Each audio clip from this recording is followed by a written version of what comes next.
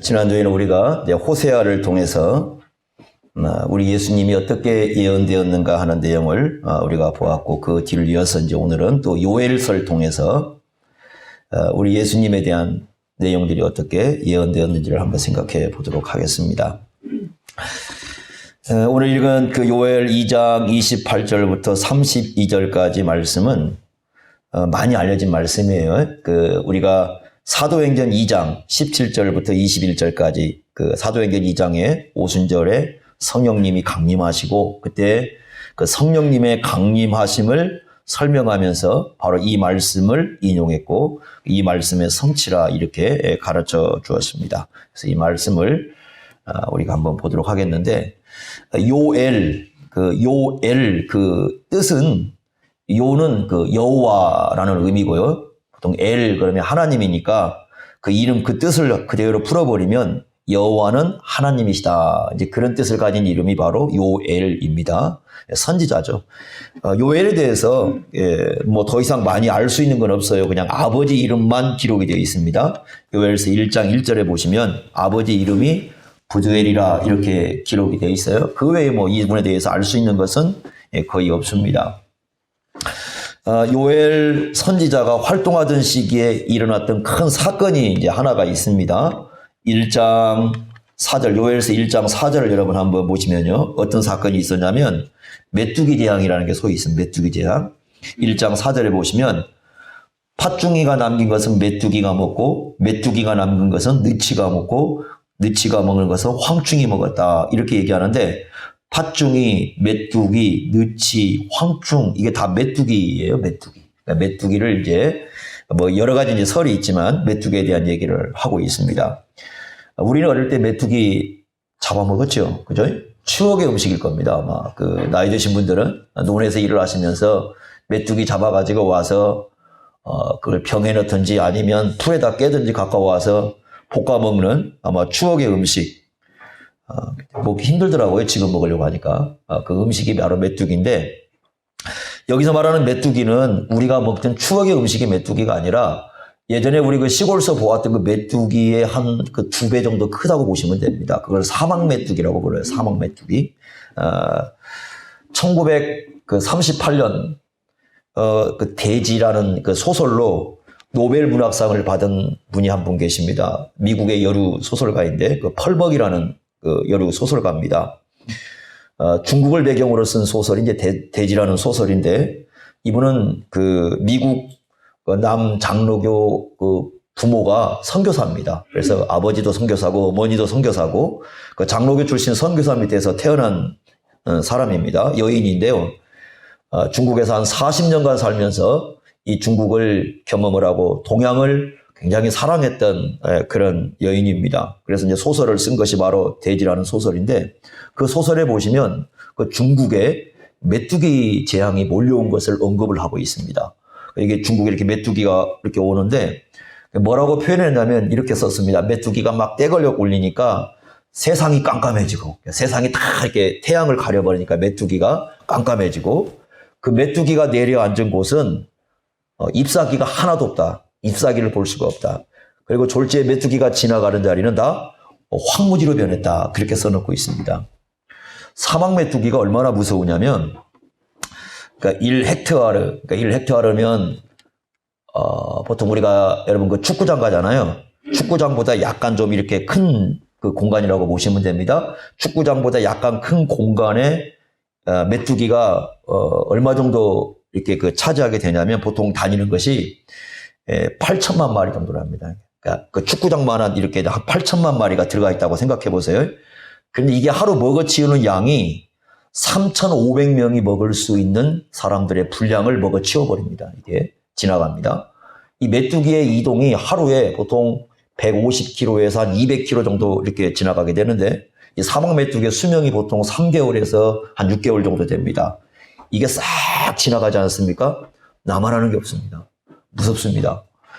2004년도에 그 아프리카 세네갈이라는 그 나라가 있는데, 그 나라에 메뚜기가 수십억 마리가 이 그 침입에 들어왔잖아요.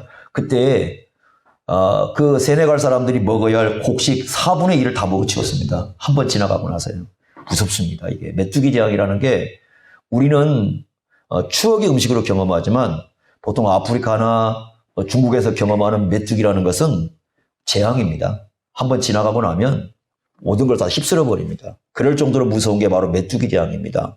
역사 속에서 이 메뚜기 재앙이 많이 있었어요. 그래서 이 메뚜기 재앙이 등장하는데 이 요엘 선지자가 이 서신을 썼을 때의 메뚜기 재앙은 하나님의 심판으로 주어진 겁니다.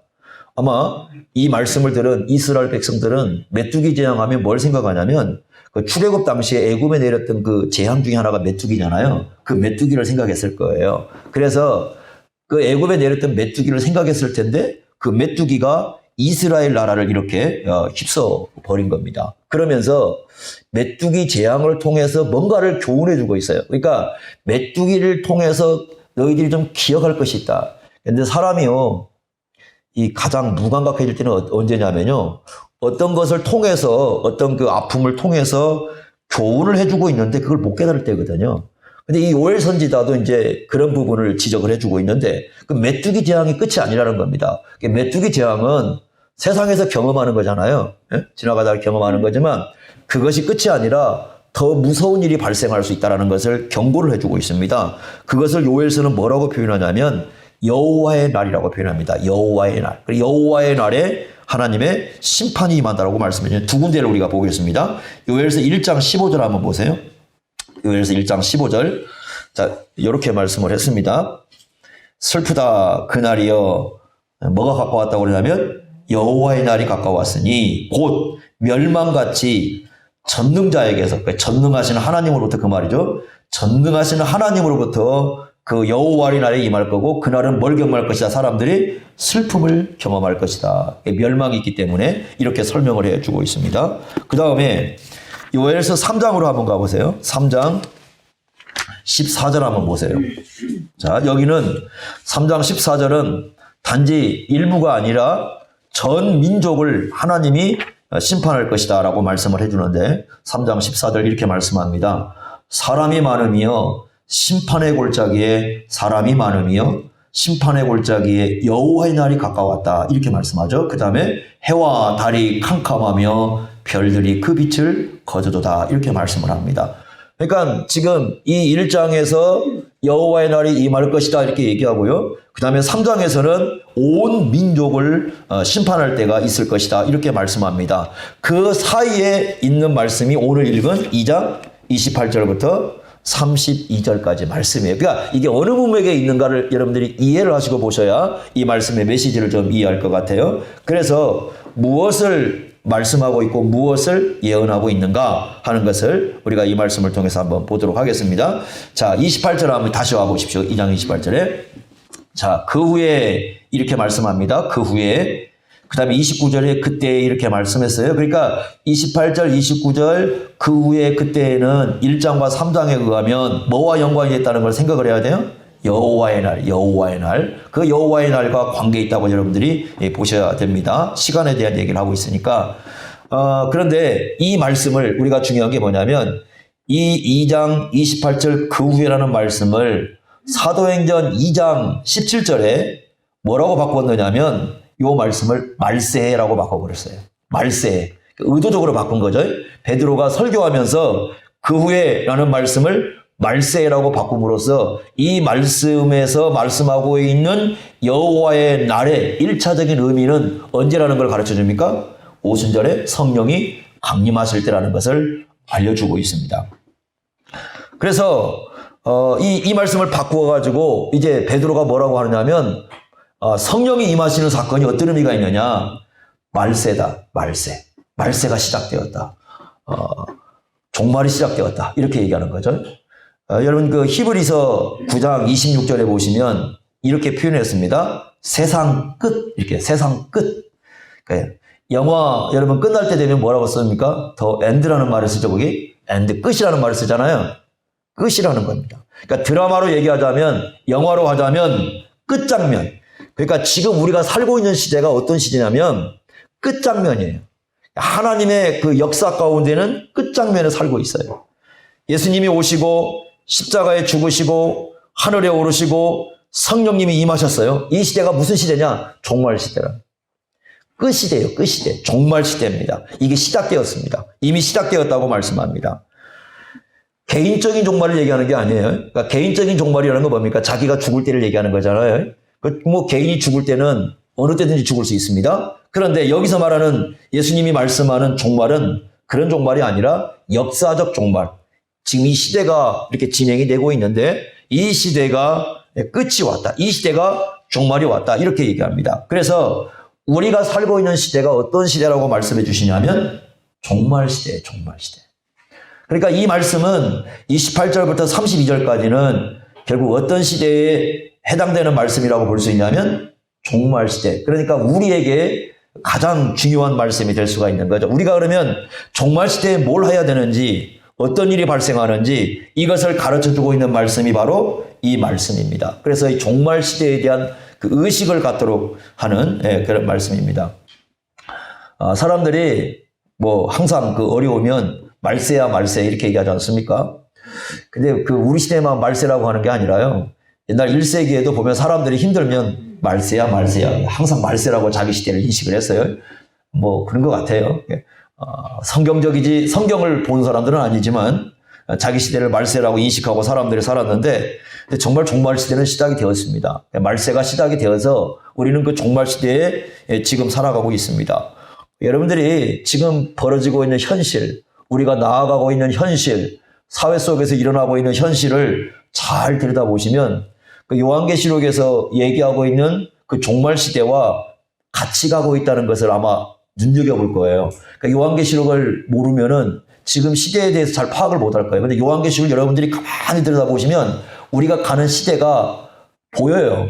지금 현재 벌어지고 있는 현상이 이 종말 시대의 특징을 그대로 드러내고 있다는 것을 어느 정도 감지할 겁니다. 그러면 이런 시대에 우리는 무엇을 해야 되며 어떤 일이 벌어질 것인가 하는 것을 한번 보도록 하겠습니다. 자, 두 번째로 그래서 우리가 봐야 될 것이 28절 한번 보겠습니다. 어떤 일을 우리가 해야 될지에 대한 말씀을 하고 있습니다. 28절. 그 후에 내가 내 영을, 여기 영이니까 성령님이시죠. 성령님을 만민에게 부어주리니 이렇게 말씀했어요. 그 다음에 너희 자녀들이 장래일을 말할 것이고 너희 늙은이는 꿈을 꿀 것이고 너희 젊은이는 이상을 볼 것이다. 이렇게 말씀하고요. 29절에 보시면 그때 또 내가 또 내 영을 남종과 여종에게 부어줄 것이다. 이렇게 말씀을 했습니다. 자, 여러분들 여기 보시면 사람들이 뭐 한다는 겁니까? 장래일을 말하고요. 그 다음에 꿈을 꾸고요. 그 다음에 이상을 보고요. 이게 이 말씀만 딱 들으면 우리가 꾸는 꿈을 생각할 텐데 여러분 이것은 오해하기 굉장히 좋은 말씀이에요. 오해하시면 안 됩니다. 장래일을 말하고 꿈을 꾸고 이상을 보는 것은 구약에서 선지자들이 하는 일입니다. 그러니까 이 말씀을 지금 우리가 꿈을 꾸는 걸 생각하시면 안 되고요. 선지자들, 구약에서 선지자들이 행했던 일이라고 보시면 됩니다. 그래서 구약의 선지자를 뭐라고 불렀어요? 우리가 예언자 이렇게 불렀잖아요. 예언자. 예언사역이죠. 이 말씀은 예언사역을 얘기합니다. 근데 예언에 대한 오해가 많아요. 그 예전에 그 다미선교회라고 1992년도 그 10월 28일 날 그 휴거설 열풍 불었을 때 여러분 기억하실지 모르겠어요. 제가 이제 그때 휴거가 계속 그 강조되고 있을 때인데 다미선교 열풍이 불었을 때입니다. 제가 그때 군대에 있었습니다. 군대에서 이제 복무를 하고 있었는데 마침 제 밑에 들어온 경상도애가 하나가 있었는데 얘가 이제 그것을 믿는 신봉하는 애였어요. 근데 이제 가만히 계산해 보니까 걔가 제대할 때쯤 되면 이미 끝났겠더라고. 휴고가 가까 날짜가요. 훨씬 지났어요. 근데 걔가 하는 얘기입니다. 그 형이 중국에 선교사로 있다는 겁니다. 중국에 선교사로 있는데 자기는 10월 28일 날 그 예수님 오신다는 걸 그리고 휴거가 일어나는 걸 반드시 믿는다는 거예요. 왜 믿어 그걸? 그랬더니 형이 꿈을 꾸었다는 겁니다. 형이 꿈을 꾸었어? 아니 중국에 있는 선교사님이 형이 꿈을 꾸었다는 거예요. 아니 형이 꿈을 꾸었다고 그걸 믿어? 그랬더니 이 말씀을 갖다 대면서 이 보라고 장래일을 말하고 꿈을 꾸고 이상을 볼 거라고 얘기하지 않았냐고. 우리 형이 바로 이 말씀에 따라서 꿈을 꿔가지고 얘기를 해주셨다고. 그래서 10월 28일 날 예수님이 오시고 휴거가 일어날 거다. 이렇게 얘기를 해요. 그래서 좀 황당해가지고, 너 그때 되면은, 너 제대도 못하겠네? 어떻게 하려고 그래? 네. 너 제대도 못하고 왜 군대로 왔어? 좀 더 있다 오지? 아, 그래도 이제 와야 된다고 왔대요? 그래서, 그래? 그럼 나는 먼저 제대할 테니까, 네가 한번 제대하는 걸 내가 두고 보겠다. 이제 그러고 왔거든요? 나중에 제대했더라고요. 전혀 이루어지지 않았어요. 그러니까 이 말씀을 그렇게 이해하시면 안 됩니다. 예언이라는 것은 그걸 얘기하는 게 아니고요. 성경에서 얘기하는 그 예언은 하나님의 말씀을 하나님 백성들에게 전하는 것을 의미하는 거예요. 그래서 우리가 이제 오해하기 쉬운 것이 자꾸 한자로 인해서 그 미래 예자를 쓰니까 문제가 되는데 미래 예자라기보다는 맡을 예자가 맞습니다. 그래서 이제 지금 우리 구약 신학자들은 이 예자를 전부 다 맡을 예자로 바꿔야 된다고 이렇게 강조를 하고 있습니다. 하나님의 말씀을 이렇게 맡아가지고 전해주는 것을 뭐라고 부르냐면 예언이라 이렇게 부르는 거예요. 그러니까 이 예언은 뭐와 연관되어 있냐면 계시하고 연관되어 있어요. 계시라는 것은 하나님을 말해주는 게 계시죠. 여러분 제가 계속 얘기하지만 계시와 점은 구분을 하셔야 됩니다.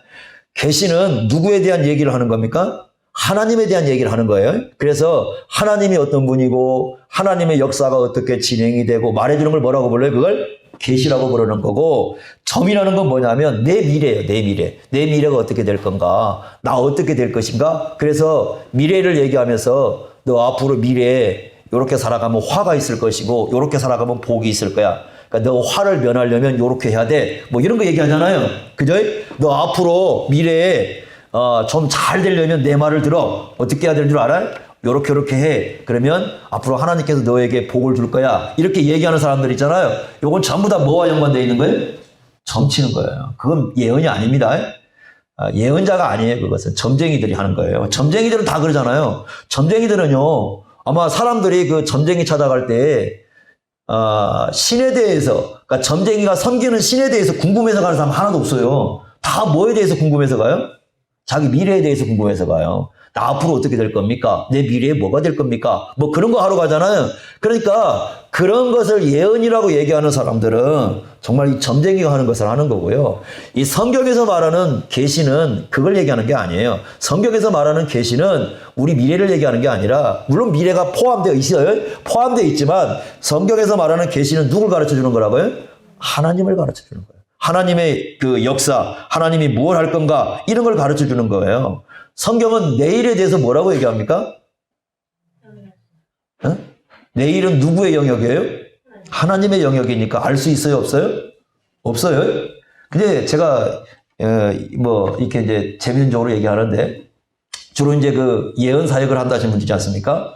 내일에 대한 그 이제 이렇게 내일 당신은 어떻게 될 겁니다. 예언하는 사람들 보면은 찬송가를 뭘 부르냐면 복음성가를 내일 일은 난 몰라를 불러요. 내일 일은 난 몰라요. 그러면서 미래를 예언하나. 그래서 뭔 이런 찬송을 부르면서 뭘 이렇게 해. 이제 그러는데, 이상한 사람들이죠. 그죠? 내일 일은 모른다고 하면서 또 내일을 얘기합니다. 그러지 않겠어요? 그러니까 여러분들이 성경을 조금만 바라봐도 그런 것들이 얼마나 엉터리인가를 알 수 있어요. 제가 얘기하잖아요. 과거의 죄를 끄집어내면 일단 뭐라고 생각해라? 가짜라고 생각해라. 왜 그래요? 히브리서나 여러분들이 성경을 보시면 하나님께서는 용서한 죄는 기억한다고요? 안 한다고 그래요? 여러분, 하나님이 다 기억하셔요. 모든 걸 기억하신다고 말씀해요. 그런데 용서한 죄는 기억하지 않는데요. 특별하게 이상하죠, 그죠?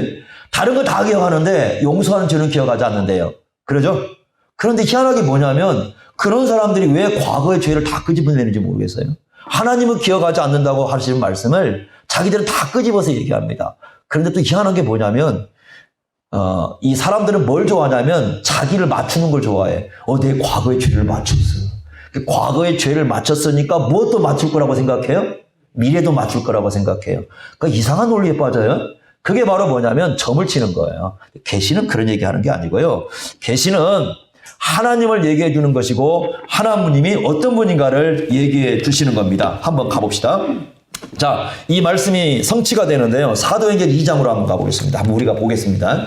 사도행전 2장을 잠깐 들여다보고 이 말씀의 의미를 좀 더 깊이 좀 생각해 보도록 하겠는데, 사도행전 2장으로 가보시면 오순절날 성령이 임했습니다. 여러분들, 오순절날 성령님이 임했을 때 사람들이 무엇을 보고 놀랐을 거라고 생각하십니까? 많은 사람들은요, 막 갑자기 막 하늘에서 막 바람 같은 소리가 났다, 불의 혀 같은 것이 났다, 뭐 그런 거 갖고 놀랄 거라고 생각해요. 그죠? 전혀 그것은 여기서 놀람의 대상이 되지 않습니다. 진짜 놀란 이유가 나옵니다. 사도행전 2장을 한번 가보세요. 2장 6절 한번 보세요. 6절. 자, 6절에 보시면 이 소리가 나매 큰 무리가 모여 각각 자기의 무엇으로, 여러분 이거 방언이라는 말은 모르는 말이 아니에요. 이거 그런 말로 오해하시면 안 됩니다. 우리가 제주도 사투리를 뭐라고 불러요? 방언이라고 부르죠. 그러니까 자기 나라 말이에요. 이 방언이라는 말은 모르는 말을 얘기하는 게 아니라 자기 나라 말이죠. 자기 나라 지역의 말로 들었어요. 누가?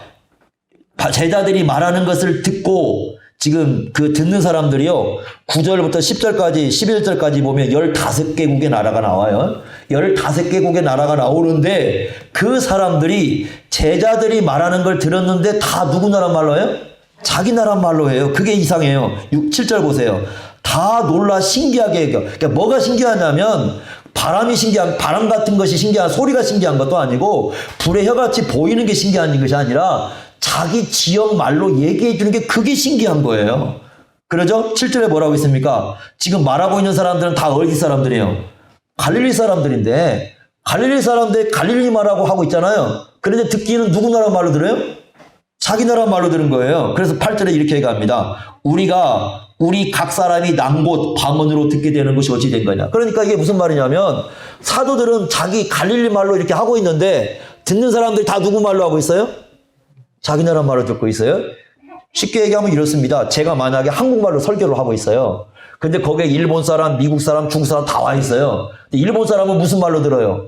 일본 말로. 중국 사람은 중국말로. 미국 사람은 미국말로. 그러니까 기적은 뭐냐면 이게 제자들이 방언하는데 기적이 있는 게 아니라 자기 나라 말로 들려오는데 기적이 있는 겁니다. 이게. 그러니까 그것 때문에 놀라는 거예요. 지금 사람들이 다 놀랐어요. 놀라는데 중요한 건 뭐냐면 내용은 다 똑같아요.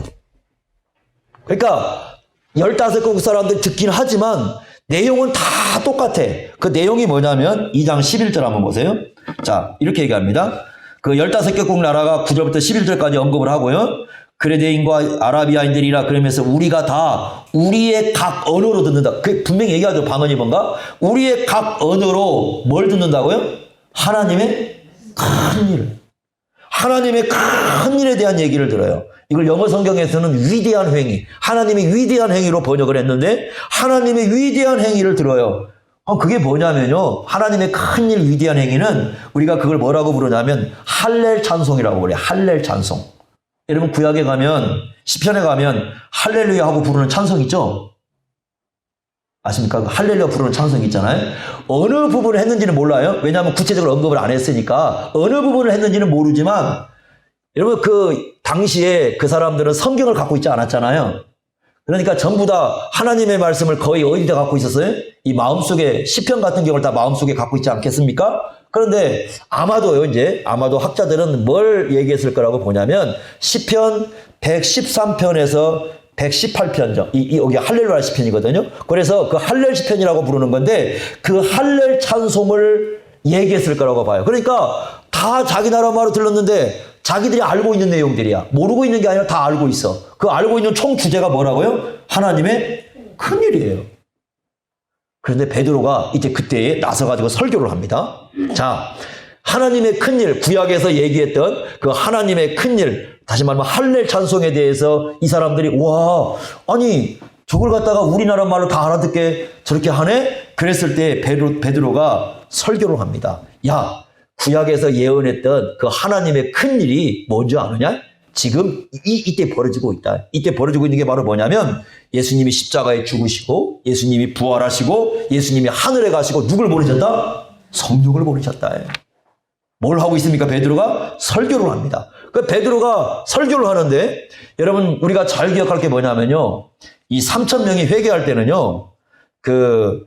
이 성령이 급하고 강한 바람 같은 소리로 임했기 때문에 그리고 불의 혀같이 갈라지는 것이 보였기 때문에 이 사람들이 예수 믿은 게 아니고요. 누구의 설교를 듣고 있어요? 베드로의 설교를 듣고 이 사람들이 예수 믿었어요. 그걸 우리가 잘 기억하셔야 됩니다. 그러니까 뭔가를 봐서, 뭔가를 보았기 때문에, 뭔가를 들었기 때문에 예수를 믿은 게 아니라 베드로의 뭘 들었다고요? 설교로 들었다고요. 그 베드로의 설교는 누굴 가르쳤습니까? 바로 예수님이에요. 하늘 보좌에 올라가신, 부활하셔서 하늘에 오르신 그 예수님에 대한 설교를 듣고 이 사람들이 회개하고 예수를 믿게 되었던 겁니다. 오늘날 어떤 사람들이 있냐면, 가끔 그런 사람들 많이 만나요. 요즘에는 설교는 이제 별로 의미가 없어. 설교로 변화될 사람 없어. 이렇게 얘기합니다. 그런데요, 그것은요, 세 가지 문제가 있습니다. 첫째는 뭐냐? 잘못된 그 설교가 되고 있는 게 첫째 문제고요. 두 번째는 뭐냐면, 성령께서 역사하지 않는 설교가 문제고요. 세 번째는 뭐냐? 말씀을 듣는 사람의 무관심이 문제입니다.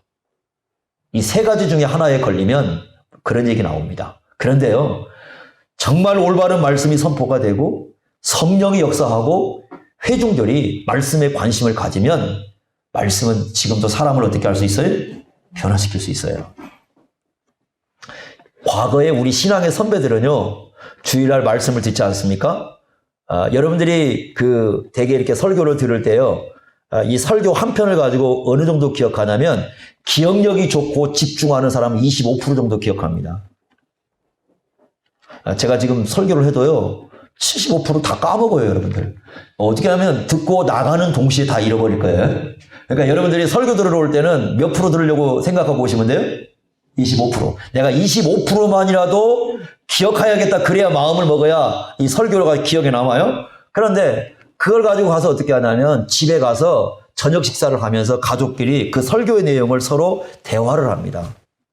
왜냐하면 그렇게 안 하면 잊어버리니까 가족들이 모여서 옛날 선배들은 대화를 했어요. 그렇게 해서 서로 대화를 하면 여러분 잊어버렸던 것도 기억이 나잖아요. 서로 여러분들이 아마 그럴 거예요. 지금 들은 것을 듣고만 끝나면 잃어버리는데 들은 것을 가지고 누군가가 얘기하면 어떻게 돼요? 기억에 남지요. 안 그렇습니까? 아이들이 공부 잘하는 방법은 뭐냐면 학교에서 배운 거 갖고 와서 부모님에게 질문하는 거죠. 그죠? 1 더하기 1은 2야. 1 더하기 1은 2야. 학교에서 열심히 외워가지고 왔습니다. 오면서 잊어버릴 수 있어요. 그런데 와가지고 자기 엄마를 앞에 놓고 엄마 1 더하기 1이 뭔지 알아? 2지. 맞네. 엄마도 알고 있네. 그렇죠. 그러면 잊어버려요? 안 잊어버려요? 안 잊어버려요. 그 아이는. 그러니까 우리는 그 유대인들이 공부를 잘하는 방법이 질문에 있다고 하잖아요. 우리는 학교 보낼 때 말 잘 들으라고 보내죠.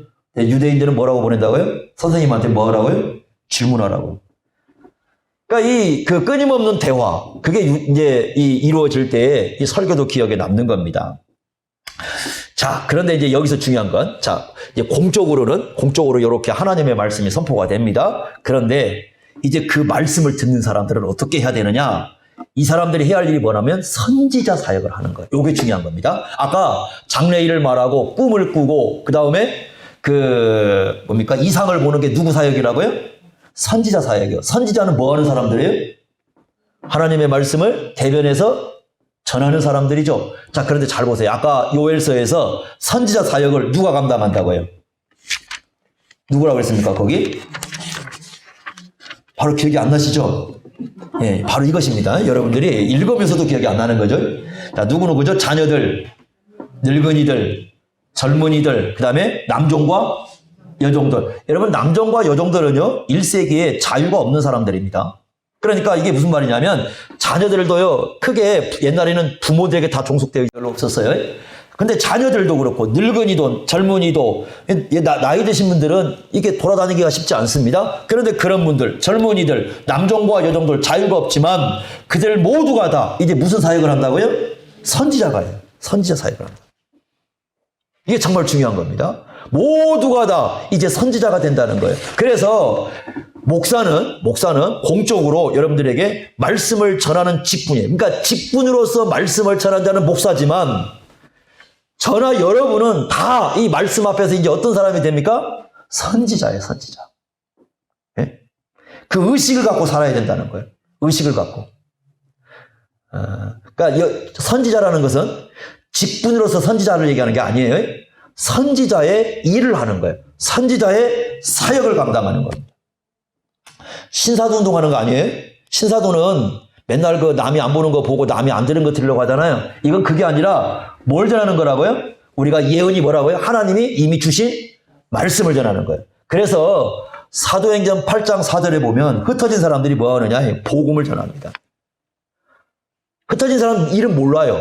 누군가도 몰라요. 이름도 모르는 사람들이 그냥 생활 속에 들어가는 거예요. 생활 속에 들어가서 자기가 만나는 사람들에게 스스로가 하나님의 대변자가 되어서 하나님의 말씀을 전해주는 거예요. 그게 바로 무슨 사역입니까? 선지자 사역이에요. 그런데요, 여러분들이 잘 봐야 될 게 뭐냐면 우리가 뭘 전하고 살아야 되는가를 가르쳐 주고 있습니다. 우리가 전해야 할 메시지를 얘기해 주고 있습니다. 자, 요엘서로 한번 다시 넘어와 보십시오. 요엘서 2장 32절 한번 보겠습니다. 자, 요엘서 2장 32절 같이 한번 읽어보겠습니다. 그 말씀 함께 읽겠습니다. 시작. 누구든지 여호와의 이름을 부르는 자는 구원을 얻으리니 이는 나 여호와의 말대로 시온산과 예루살렘에서 피할 자가 있을 것이며 남은 자 중에 나 여호와의 부름을 받은 자가 있을 것임이니라. 아멘. 여기 보십시오, 여러분들이 두 개를 잘 기억하십시오. 누구든지 여호와의 이름을 부르는 자는 뭘 얻는다? 구원을 얻는다. 그 다음에 그 끝부분에 뭐라고 있습니까? 나 여호와의 무엇을 받은 사람들이 부름을 받은 자. 자, 그러면요, 요거 32절은 같은 말입니다. 누가 여호와의 이름을 부를까? 그랬을 때 뭐라고 되어 있습니까? 여호와의 부름을 받은 자. 하나님의 부름을 받은 자가 여호와의 이름을 부른다고요. 부른다는 말은 두 가지라고 했어요. 신앙 고백 플러스 예배입니다. 신앙 고백과 동시에 예배를 얘기할 때 이름을 부른다고 얘기합니다. 그런데요, 이 말씀이 사도행전에 바뀌죠. 사도행전에 이 말씀을 뭐라고 바꿨습니까? 여호와의 이름이라고 하지 않고 뭐라고 바꾸죠? 주의 이름. 사도행전 2장 21절에 이 말씀을 누구로 바꿨다고요? 주의 이름. 그러면 사도행전에서 말하고 있는 주는 누구예요? 예수님이시죠. 그럼 연결해 보세요. 32절의 여호와의 이름과 사도행전의 주의 이름입니다. 그런데 여기서는 지금 여호와는 하나님인 거 우리가 분명하죠. 사도행전은 예수님을 주님이라고 부르면서 그분에게 누구와 지금 동등권에 놓고 있습니까? 여호와. 그래서 이런 거죠.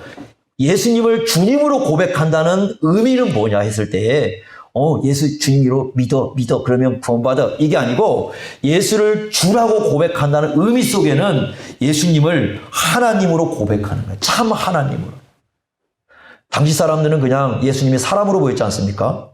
사람으로 봤잖아요. 그런데 단지 사람일 뿐만 아니라 사람인과 동시에 누구라는 거예요? 참 하나님이신 거예요.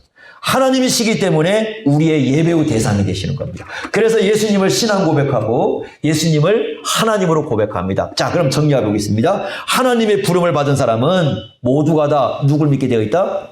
예수님을 믿게 되어 있다. 예수님을 누구로 부르게 되어 있다? 주님으로 부르게 되어 있다. 그러면 예수님을 주님으로 부를 수 있도록 역사하시는 분은 누구예요? 고린도서 12장 3절에 성령이시네요. 성령만이 예수를 주님으로 고백하게 합니다. 그랬을 때 그 주는 예수님이 누구시라고요? 하나님이시라고요. 그러면 우리가 전해야 할 메시지는 분명합니다. 누구를 전하라는 겁니까? 예수를 전하는 예수의 하나님이심을, 그분이 우리의 주님이심을, 그분이 우리의 예배를 받으실 분임을, 이 예수님을 전하는 것, 이게 누구의 사역이라고요? 선지자의 사역입니다. 말로만 전하는 게 아니라 우리의 인격 속에서도 예수님 닮은 인격을 드러내고, 우리 기독교인들의 제일 문제가 조롱하는 듯이 그러지 않습니까? 예수 믿는 사람 죽어도 입만 뜬다고. 말만 하고 살아요. 예수만 얘기하고. 그런데 우리 예수 믿는 사람들이 정말 해야 될 게 뭐냐면 그 인격적, 우리의 인격을 통해서 누굴 드러내야 돼요? 예수님을 드러내야 되고요. 우리의 삶을 통해서 예수님을 드러내야 됩니다. 여러분들이요, 사도행전을 보시면 사도행전은 사랑이라는 말이 한 번밖에 안 나와. 유일하게 한 번밖에 안 나와. 그 긴장이 1장부터 28장까지 전체를 통해서 사랑이라는 말이 딱 한 번밖에 안 나와요. 그것도 사랑하라는 게 아니라 그냥 사랑이라는 말로 서술로 나옵니다. 다른 서신들은 전부 다 막 사랑 이렇게 쓰는데 희한하게 사도행전이라는 이 사도행전에는 사랑이라는 말이 거의 안 나와요. 한 번밖에 안 나옵니다. 왜 그럴까? 그냥 사도행전을 들여다보면요, 이렇게 얘기하고 있습니다. 사랑은 말만 하는 게 아니라 삶으로 드러낼 때 진짜 뭐가 드러난다? 사랑이 드러나요. 사랑은 삶으로 실천해가는 거예요. 사랑은 삶으로서 드러낼 수 있을 때 그게 진짜 사랑이라는 거예요. 말로만 열심히 사랑하는 그게 아니라 삶으로서 드러내는 그런 모습을 가진 사람이 진짜 사랑을 하고 있는 사람이다. 이렇게 가르쳐 주는 겁니다. 이게 사도행전에서 얘기해 주고 있는 거예요. 그래서 예수님의 인격을, 예수님의 사랑을 우리의 삶을 통해서 드러내는 것입니다. 그런데요, 지난주에 말씀드렸지만 사랑은 아픈 겁니다. 한 주간 동안 일본 작가가 쓴 책 중에 그 하나님의 아픔의 신학이라는 그 책이 있어서 제가 이제 그 책을 쭉 읽었습니다. 그분이 참 그런 얘기를 합니다. 죄에 대해서는 하나님의 진노가 임합니다. 맞습니다. 그런데 그 죄에 대한 하나님의 진노가 임하는데 그건 진실이에요. 죄를 지으면 모두가 하나님의 진노를 받습니다. 진노는 사랑이 아니에요.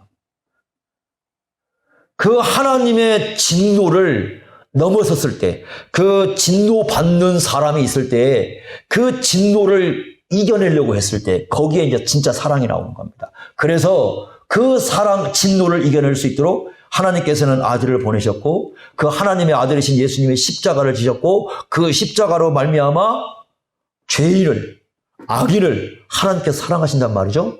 그런데 그 사랑을 품을 때 마음속에 고통과 아픔을 가질 수밖에 없다는 거예요. 진노만 하는 데는 아픔이 없어요. 그냥 죄에 대해서 심판하는 거니까. 그런데 그 진노를 넘어서 이 죄인을 형벌해야 할 사람을, 정말 하나님의 앞에서 반역하는 사람을, 끊임없이 도전하는 사람을 하나님께서 진노하시면 그냥 끝나는 건데 그걸 넘어서서 사랑을 하려고 하니까 하나님은 아픔을 가질 수밖에 없어요. 하나님은 우리를 사랑한다고 할 때 그 마음속에 끊임없는 아픔을 겪고 계십니다. 지금도 마찬가지예요.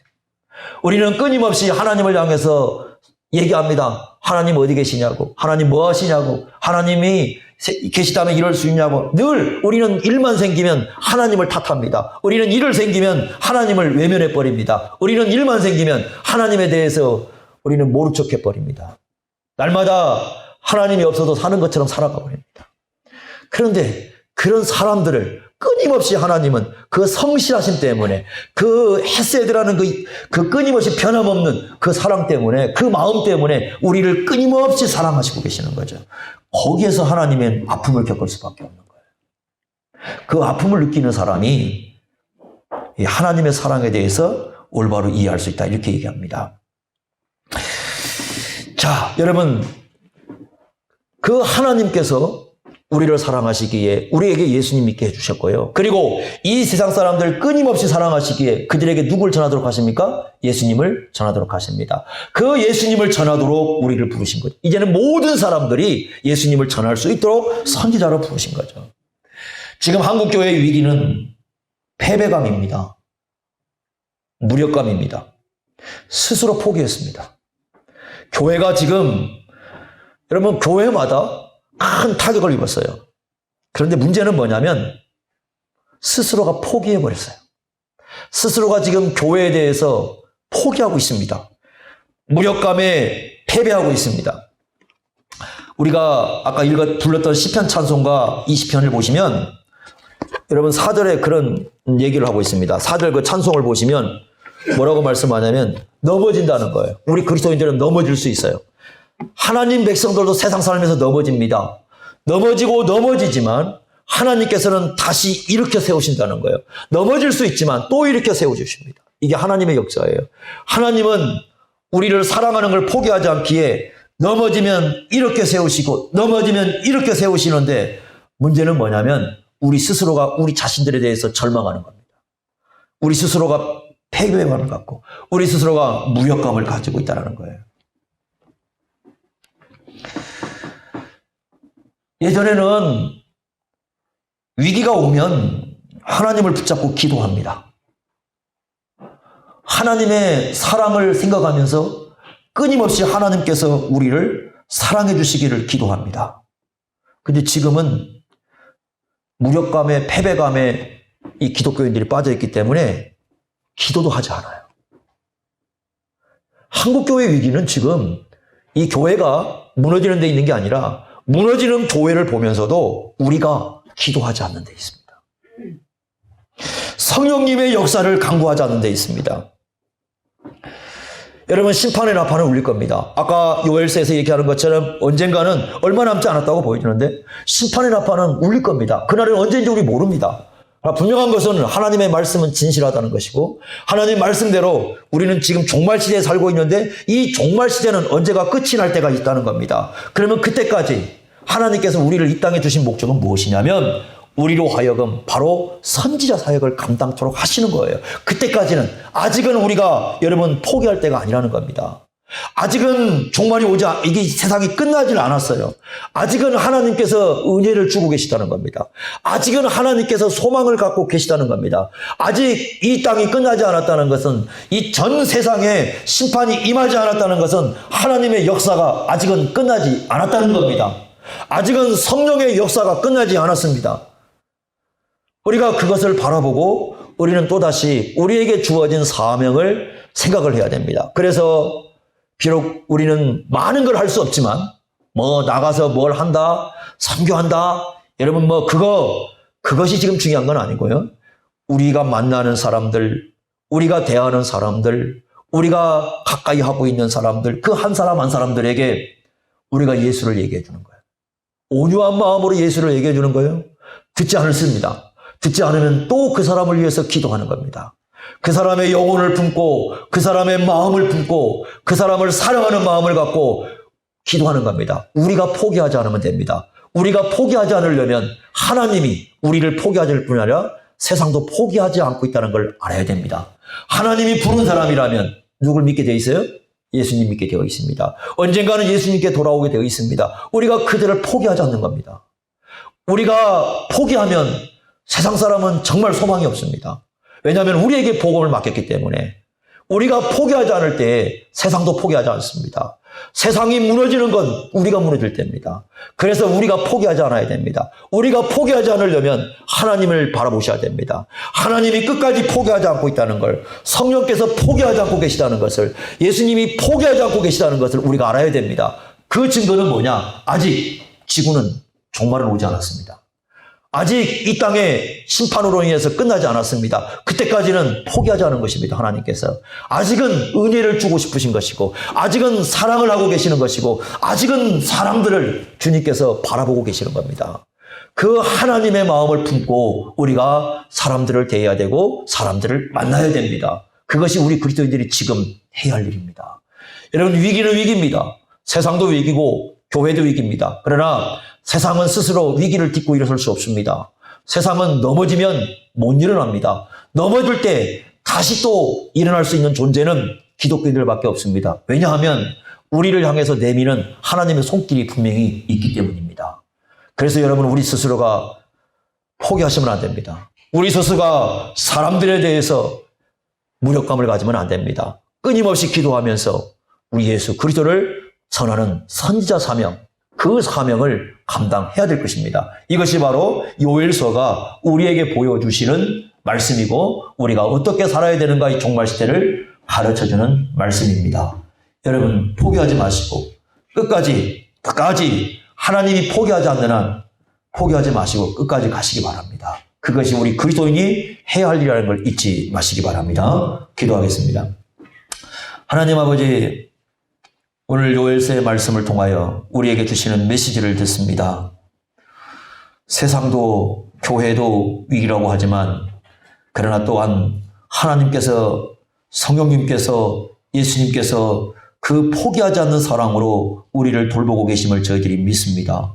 이 하나님의 사랑을 기억하면서 우리가 하나님을 바라보고 넘어지면 또 일어나고 또 넘어질지라도 또 일어나고 깨진 무릎을 딛고서라도 다시 일어나서 우리 하나님을 향하여 나아가는 우리의 믿음이 될 수 있도록 함께하여 주옵소서. 예수님의 이름으로 기도하옵나이다. 아멘.